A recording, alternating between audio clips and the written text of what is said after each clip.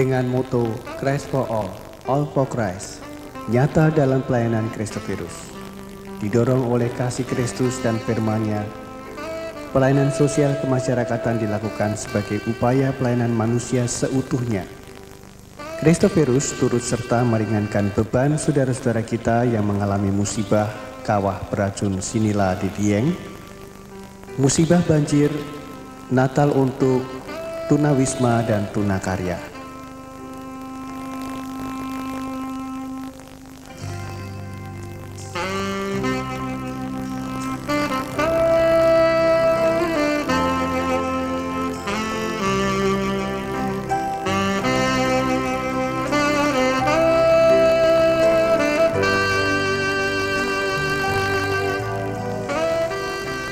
Pelayanan diakonia ditindaklanjuti dengan mendirikan panti asuhan.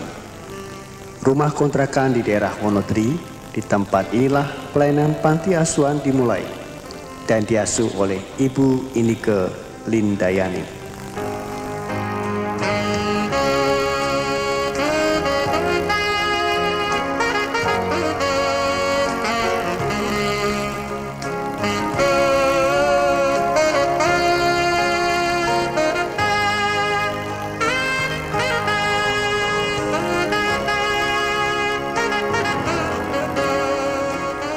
Untuk itu, telah dilakukan beberapa hal, diantaranya diadakan malam penggalangan dana di Wisma Pancasila, maka pembangunan telah dapat dimulai.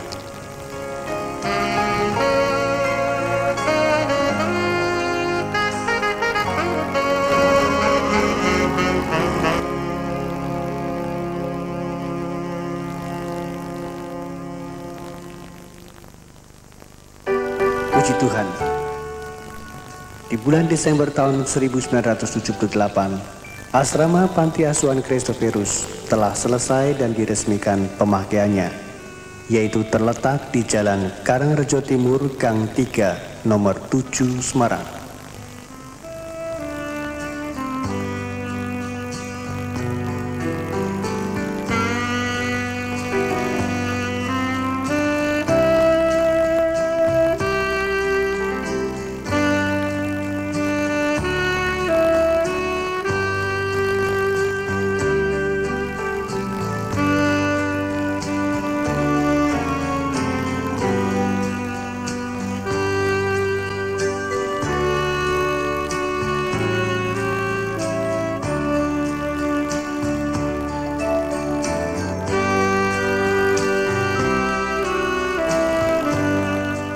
Kota Kudus memang memiliki sejarah tersendiri dalam mendukung berdirinya Yayasan Kristoferus.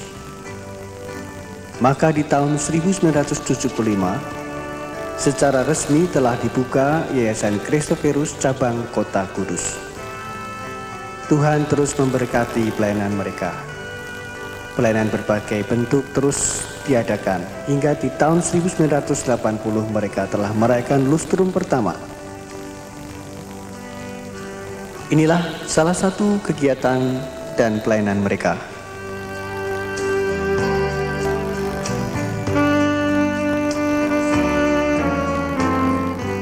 Selain itu, pelayanan tim musik Kristoferus semakin berkembang dan telah menjadi saluran berkat bagi banyak orang, khususnya bagi kaum muda pada masa itu. Akhirnya terbukalah kesempatan perdana bagi tim musik Kristoferus untuk merilis satu album pujian rohani di tahun 1979, di mana waktu itu album kaset puji-pujian rohani amat sangat langka.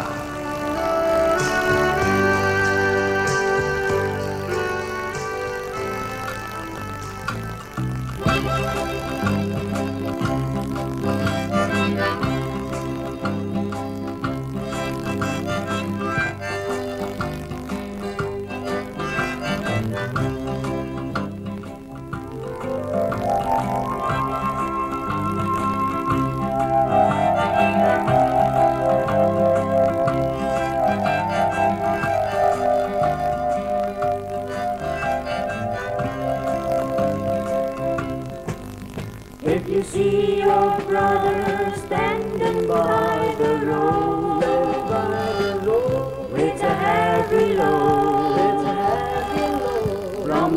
seeds he sows. If you see your sister falling by the way, just stop and say, you're going the wrong way. You've got to try a little kindness.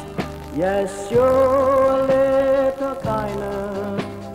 Shine your light for everyone to see. Oh yeah. And if you try a little kindness, then you'll overlook the blindness of narrow-minded people on the narrow-minded street.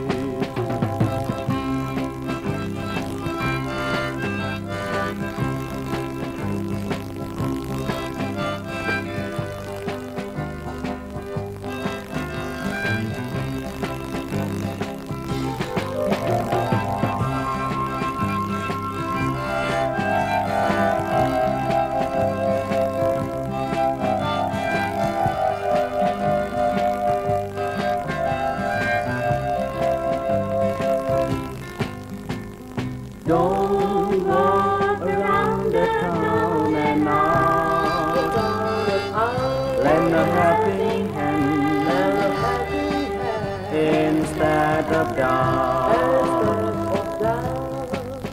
And the kindness that you show every day will help someone along the way. You've got to try a little kindness. Yes, show a little kindness. Shine your light for everyone to see. Oh yeah. And if you try a little kindness, then you'll overlook the blindness of narrow-minded people on the narrow-minded street.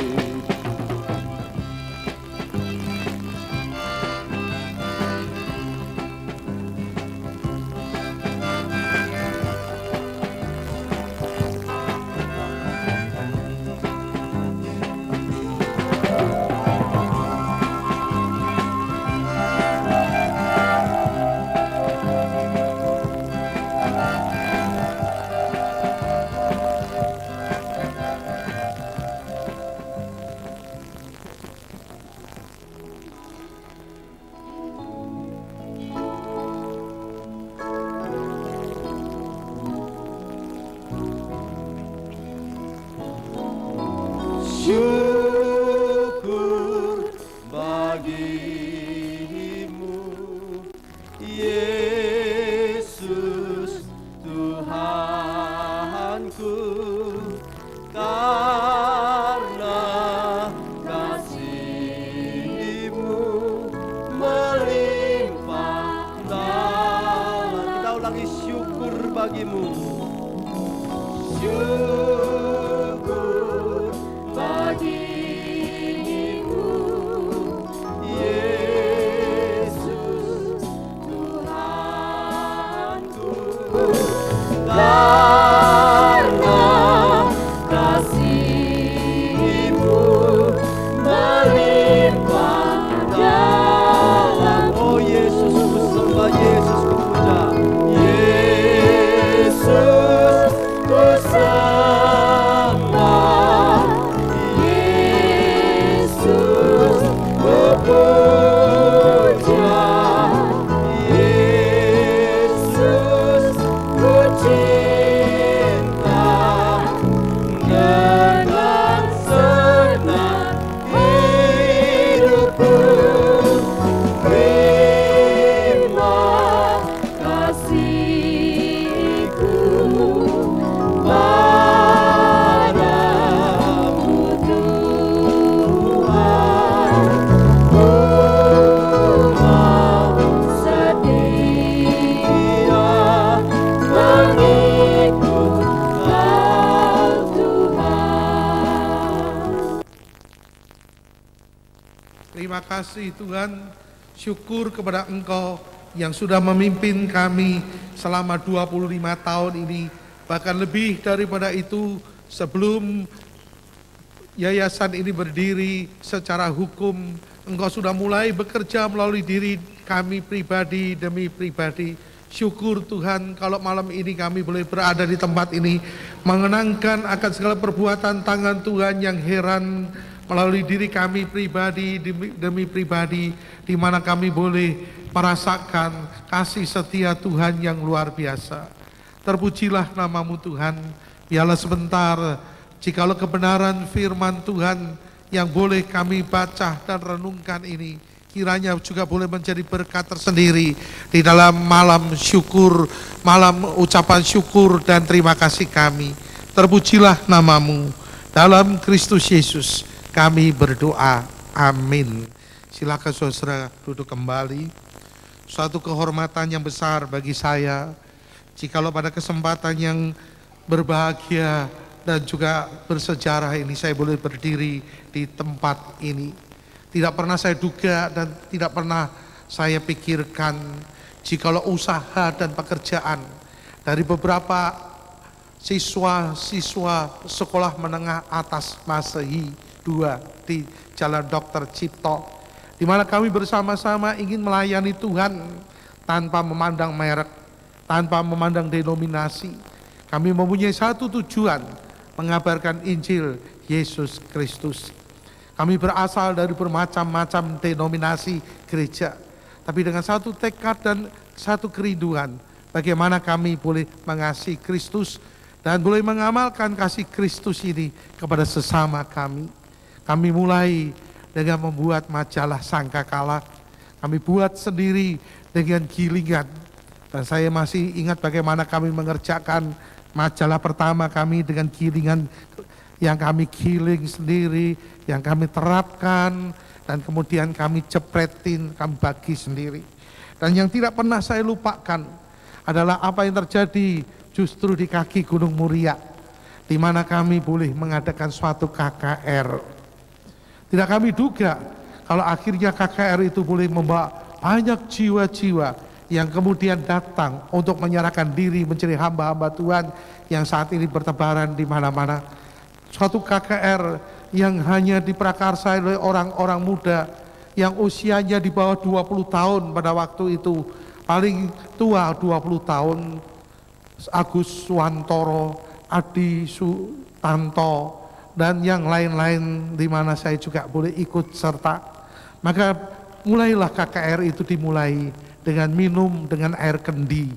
Dan kami tidak pernah melupakan di dalam KKR itu bagaimana kami tidak mempunyai apa-apa, hanya mempunyai iman, semangat, dan juga tekad yang kuat.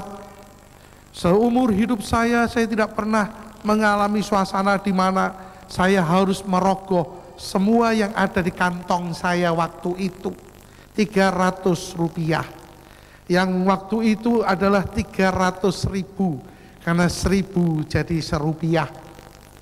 300.000 atau 300 rupiah, yaitu uang yang akan saya pakai untuk membeli sepatu. Tetapi kami sebagai panitia tidak bisa berbuat apa-apa selain hancur hati melihat jiwa-jiwa yang berdatangan dari Kedung Penjalin, dari Jepara, dari Bangsri, dari Tayu. Waktu KKR pertama itu diadakan dan kami tidak mempunyai apa-apa. Bagaimana kami harus meminta pada orang lain sedang kami mempunyai apa-apa. Dan saku ini kami rogoh, 300 rupiah kami berikan. Saya tidak pernah lupa itu dalam sejarah kehidupan saya. Dan saya tidak tahu bagaimana saya mesti makan, bagaimana saya harus pulang. Karena pada waktu itu transportasi tidak semudah ini di kota Bangsri, maaf bicara kota yang sangat kecil dan juga cukup jauh pada waktu itu ditempuh dengan kendaraan umum berdebu dan tidak ada rampu. Saudara-saudara, kisah-kisah itulah yang mengawali lahirnya Yayasan Christophorus. Tidak pernah terpikir sama sekali pada waktu kami melakukan itu semuanya, bahwa akhirnya segala apa yang kami tabur itu ternyata telah berbuah menjadi suatu Yayasan Christophorus. Seperti pemazmur mengatakan, orang yang menabur dengan berlinang-linang air mata maka dia akan menuai dengan bersorak-sorai. Dan inilah kenyataan pada sore hari ini, di mana taburan yang boleh kami awali, kemudian boleh kami saksikan melalui pertemuan di mana kami merayakan ulang tahun Yayasan Christophorus yang ke-25. Saudaraku yang kekasih, firman Tuhan pada kesempatan ini akan saya bacakan di dalam Filipi 3 ayat 13 dan 14. Yang demikian bunyinya, saudara-saudara, aku sendiri tidak menganggap bahwa aku telah menangkapnya, tetapi ini yang kulakukan. Aku melupakan apa yang telah di belakangku dan mengarahkan diri kepada apa yang di hadapanku, dan berlari-lari kepada tujuan untuk memperoleh hadiah, yaitu panggilan surgawi dari Allah dalam Kristus Yesus. Saudaraku yang kekasih, kesempatan untuk bersyukur adalah sesuatu hal yang memang layak dan wajib kita lakukan. Dalam kurun waktu yang cukup lama, Tuhan sudah berbuat sesuatu yang luar biasa.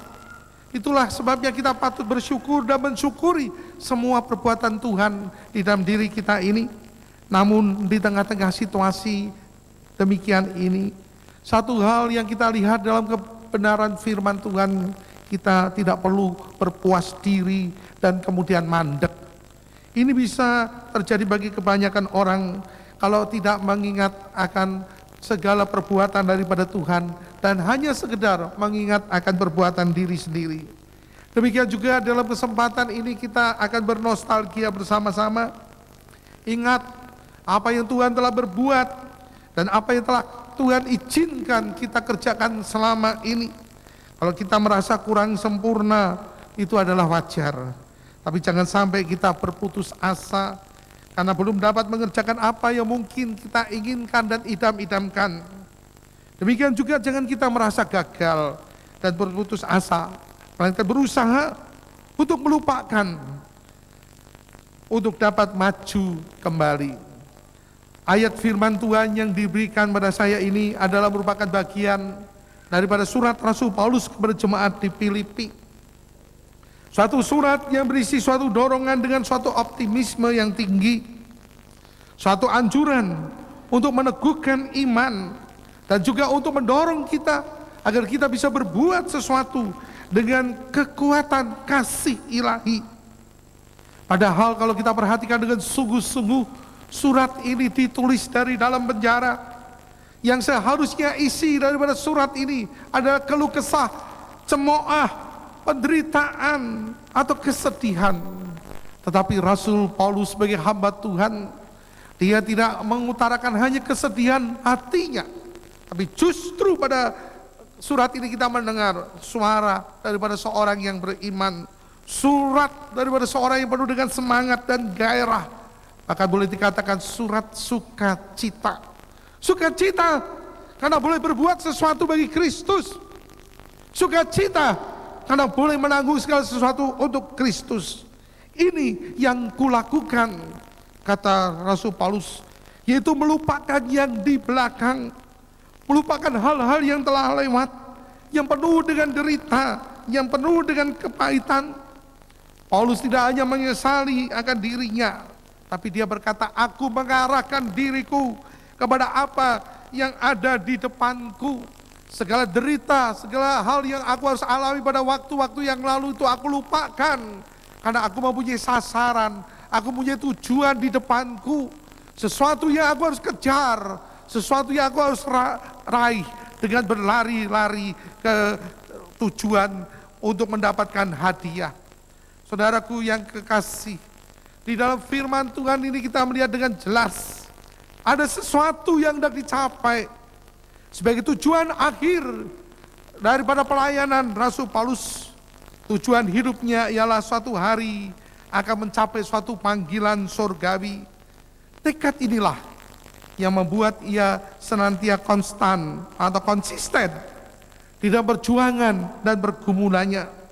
Sehingga segala gangguan-gangguan, segala pencobaan boleh datang silih berganti, boleh menghalangi, bahkan boleh dengan segala upaya untuk menggagalkan segala perjuangannya. Tapi di dalam surat ini kita melihat suatu pernyataan iman yang sedemikian rupa. Ia dapat mencapai klimaks daripada apa yang diinginkan. Ia akan mencapai suatu klimaks dari apa yang diharapkan, di mana dalam pernyataannya begitu tegas, aku melupakan apa yang ada di belakangku, aku melupakan apa yang telah aku alami yang mungkin menyakitkan, memedihkan, karena aku mengarahkan pada sasaran dan tujuan sambil berlari-lari dengan semangat dan kemampuan yang teguh untuk mencapai suatu tujuan akhir. Kalau kita melihat firman Tuhan ini, sebenarnya ada 3 perkara yang senantiasa terjadi dalam kehidupan manusia. Dalam kenyataannya, saudara-saudara, masa lalu adalah masa yang tidak dapat dilupakan. Masa lalu dapat menjadi suatu pelajaran untuk kita dapat maju dan berkembang. Masa lalu juga bisa menjadi pendorong bagi kita untuk mengembangkan diri. Apa yang telah kita kerjakan, apa yang telah terjadi, itu menjadi suatu pemicu bagi kita untuk berbuat sesuatu lebih daripada apa yang telah kita capai dan lebih daripada apa yang telah kita kerjakan. Kalau itu merupakan sesuatu yang belum dapat menghasilkan sesuatu yang memuaskan, janganlah kita berputus asa.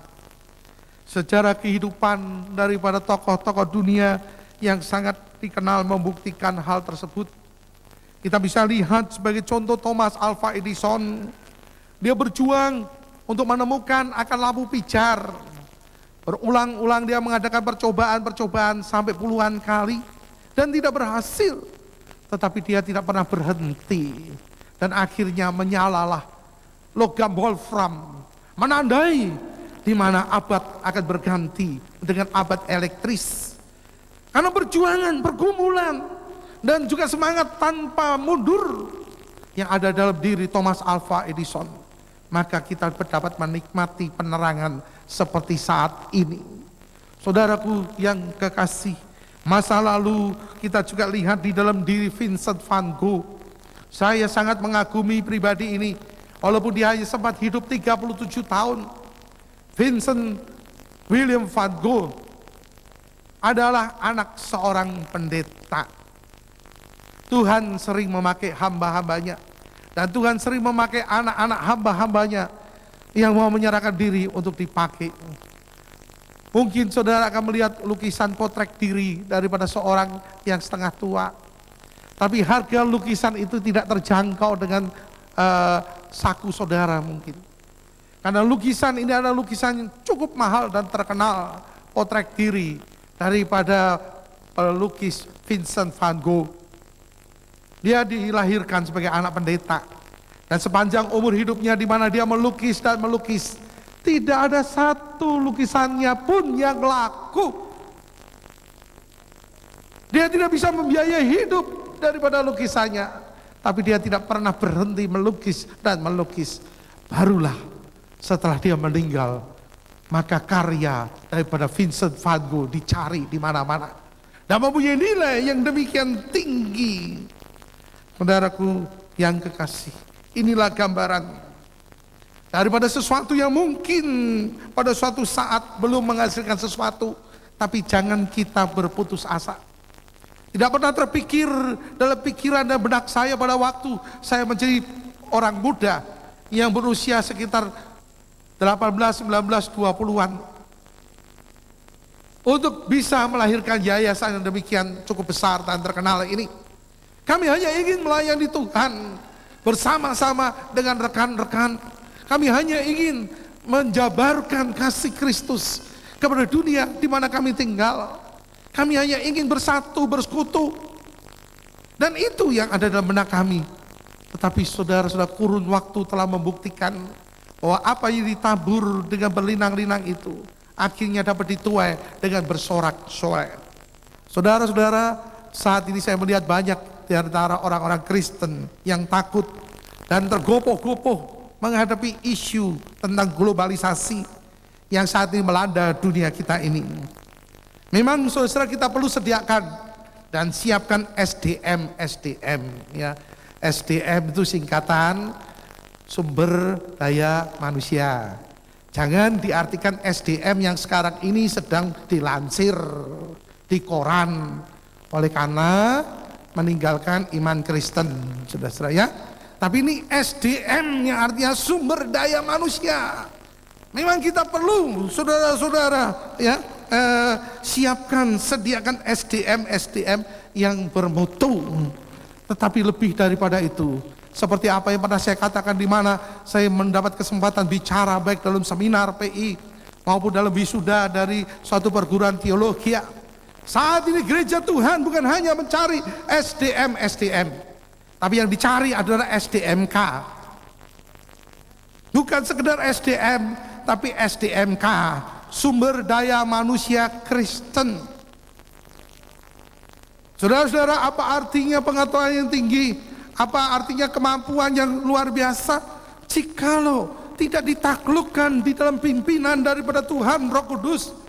Firman Tuhan mengatakan takut akan Tuhan adalah awal daripada segala pengetahuan. Takut akan Tuhan adalah permulaan daripada segala hikmat. Takut akan Tuhan adalah sumber kehidupan. Saat ini yang dicari bukan hanya sekedar orang-orang yang mempunyai kemampuan secara kuah ilmu saja, tapi justru dicari orang-orang yang secara kuah ilmu memang lengkap, tapi juga tunduk dalam pimpinan kuasa daripada Tuhan Roh Kudus, yang dapat setiap saat, setiap waktu memunculkan hamba-hambanya pada tiap kurun waktu yang dibutuhkan. Sebab itu gereja Tuhan, janganlah kita terlalu takut menghadapi arus globalisasi yang demikian hebat saat ini. Sehingga saudara-saudara, banyak sekali orang-orang yang kemudian memasukkan segala ajaran-ajaran pengetahuan, pokoknya apa saja ditelan oleh jemaat, diberikan supaya jangan dikatakan ketinggalan zaman. Sehingga akhirnya jemaat bingung mau dibawa kemana kami ini dengan segala ajaran-ajaran, penemuan-penemuan baru-baru ini. Saudaraku, pada saatnya Tuhan akan menampilkan hamba-hambanya. Pada saat-saat di mana memang dibutuhkan hamba-hamba Tuhan, Tuhan sudah siapkan. Kalau suatu saat Elia, dia berkata, Tuhan, hanya aku saja Tuhan, hanya aku yang masih hidup. Maka Tuhan berkata, tidak Elia, masih ada beberapa banyak yang dipelihara oleh obat. Masih ada yang dipelihara. Tidak semua hamba Tuhan mati, tidak semua hamba Tuhan musnah, tinggal Elia saja. Saudara-saudara, Tuhan kita akan menyelesaikan rencananya di dalam dunia ini sedemikian rupa. Bukan berarti bahwa kita meremehkan mengenai arus globalisasi yang demikian kuat saat ini. Memang kita harus tahu sasaran yang harus dituju. Di dalam kita berlari-lari kepada tujuan, kita bisa memanfaatkan iptek, ilmu pengetahuan dan teknologi. Kita bisa menggunakan jaringan internet. Justru saudara, di dalam kesaksian beberapa rekan-rekan hamba Tuhan, di dalam jaringan internet itu justru iman Kristiani kita makin diteguhkan. Banyak orang-orang yang mempunyai kesaksian bagaimana mereka berjumpa dengan malak Yahweh, bagaimana mereka berjumpa dengan malaikat Tuhan itu yang memberitakan bahwa Kristus segera datang. Yesus Kristus segera datang. Dia akan segera datang. Sebelum semuanya terjadi, dia akan segera datang. Saudara-saudara, itulah yang meneguhkan iman percaya kita. Bahwa di tengah-tengah situasi dan kondisi yang demikian rupa cepat larinya, kita pun masih mendengar bahwa dia akan segera menggenapkan rencananya. Saudara-saudara, di dalam misi global yang menyangkut keselamatan umat manusia dan seluruh dunia ini, cepat atau lambat, kita harus tetap berpegang bahwa Kristus akan datang dua kali. Untuk itulah saudara, saya ingin mengajak saudara memanfaatkan jaringan network, di mana kita bisa bekerja satu dengan yang lain. Kita memanfaatkan jaringan network, kerjasama untuk saling mengisi satu sama lain, untuk mengerjakan suatu proyek yang besar pada akhir zaman ini. Bukan waktunya lagi kita untuk mendirikan akan kerajaan-kerajaan kita, tapi bagaimana kita bisa berjejaring bersama-sama menunjang satu dengan yang lain, menunjang pelayanan daripada satu misi yang dimana kita mungkin tidak bisa mengerjakan, tapi kita bisa membantu secara dana. Itulah yang harus kita kerjakan. Saudara-saudara, inilah yang saya ingin kemukakan di dalam berlari-lari menuju tujuan, memanfaatkan jaringan network, kerjasama untuk saling mengisi satu sama lain, untuk mengerjakan suatu proyek besar pada akhir zaman untuk kemuliaan dan kebesaran nama Tuhan.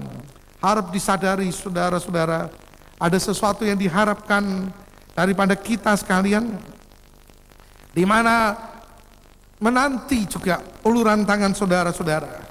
Sebab itu pada kesempatan ini jangan kita berpuas diri dengan apa yang kita peroleh, apalagi mandek dan tidak lagi berbuat apa-apa, tetapi sebaliknya tetap konsisten dengan perjuangan kita, berlari-lari pada sasaran dan tujuan yang hendak kita raih. Bukti dengan apa yang saat ini terjadi, saudara, dunia begitu menghormati Lady Di, berita yang mengisi acara-acara televisi kita. Semua saluran televisi kita bicara mengenai Lady Di, Lady Diana. Radio, koran, semua bicara mengenai Lady Di, Lady Diana. Karena perbuatan-perbuatan sosial kemanusiaan yang dilakukan oleh Lady Di ini. Dalam suatu wawancara yang sempat saya dengar, saudara-saudara, yang saya saksikan, dalam peristiwa tragedi yang merenggut jiwa daripada Lady Diana ini, orang tidak melihat lagi kekurangannya, orang tidak melihat kesalahannya. Karena jikalau diukur atau ditimbang dengan perbuatannya, ternyata apa yang diperbuat sebagai sesuatu kesalahan dan kelemahan itu ternyata tidak dapat dibandingkan dengan apa yang telah diperbuat yang begitu baik dan menyentuh hati daripada umat manusia di dalam dunia ini. Meskipun dia tidak sempat menjadi ratu Inggris, tetapi seperti dikatakan dia menjadi ratu di hati rakyat Inggris. Dia pun menjadi ratu di hati daripada rakyat di dalam dunia ini. Karena perbuatan sosialnya.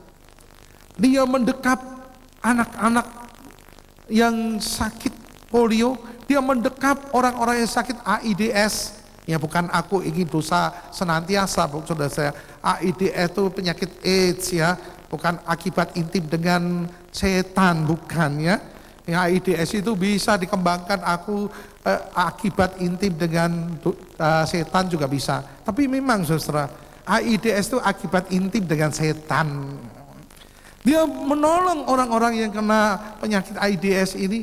Dan juga yang terakhir perjuangannya dia di dalam memprotes mengenai ranjau darat itu, di foto-foto dalam televisi yang sempat saya ikuti selama seminggu ini begitu mengesankan. Sehingga sehari sebelum dia meninggal, maka dalam satu pertemuan daripada negara-negara tertentu diputuskan untuk tidak menggunakan ranjau darat lagi yang banyak memakan korban jiwa. Saudara-saudara, di sini kita melihat perhatian massa bukan hanya di Inggris saja, tapi di seluruh dunia.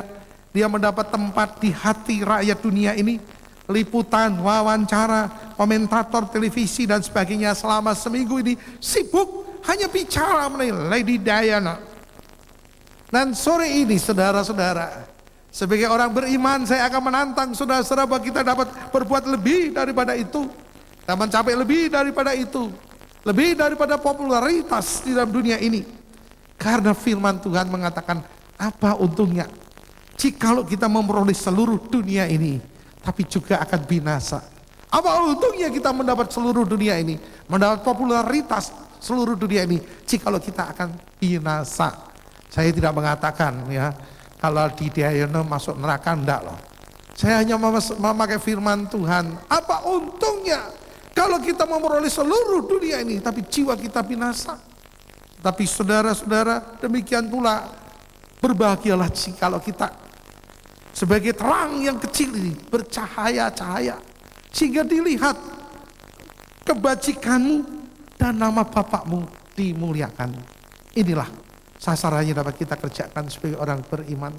Sebagai mungkin lilin yang kecil yang bernyala, sehingga dapat dilihat perbuatan kebaikan kita, perbuatan kebajikan kita. sehingga nama Tuhan, nama Bapa dimuliakan.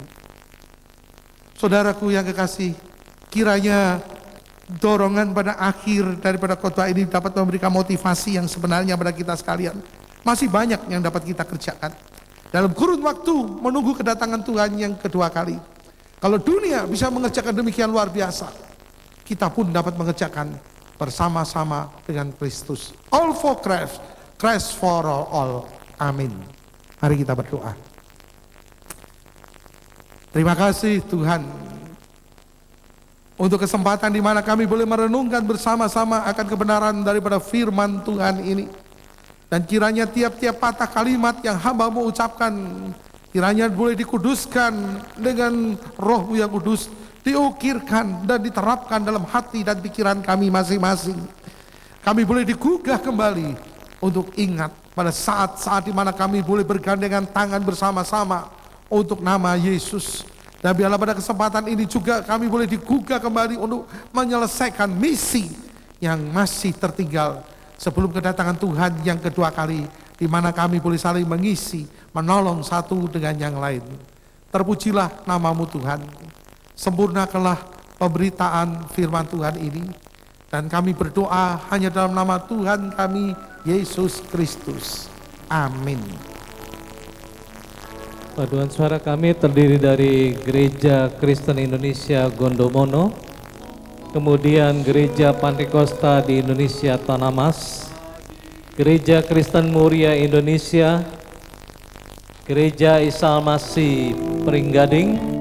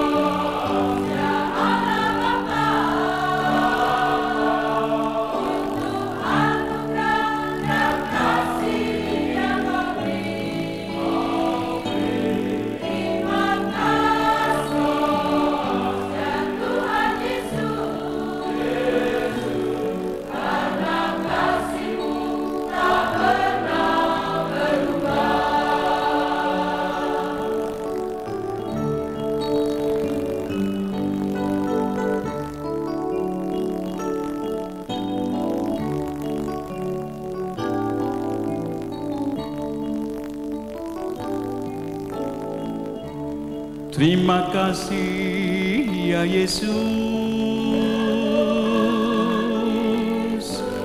untuk Yayasan Kristoferus.